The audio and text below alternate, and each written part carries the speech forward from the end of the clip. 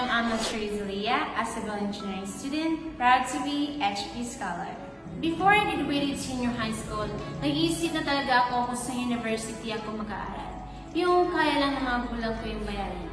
At that time, naghahanap na din ako ng universities na nag-offer ng scholarship.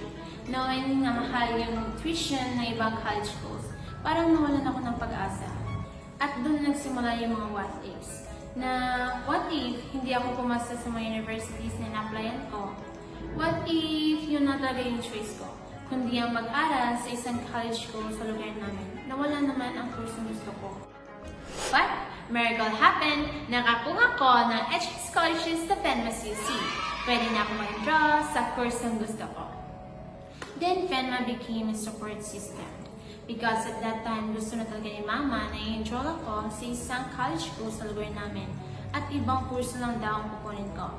And I told her na nakakuha ko ng HK scholarship sa FENMA CUC at pwede ako mag-enroll sa kursong gusto ko.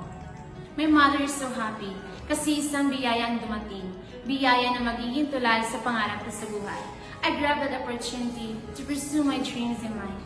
Yes, I am confident that I can reach my goals in life because of how I got my scholarship of FENMA Cagayan de Oro College. I will graduate and have a bachelor's degree because of it. Thank you, FENMA CUC, for giving me a chance and opportunity, not only me, but also other students, to study and finally realize what I or we really wanted in our future. Thank you for making our lives better through education.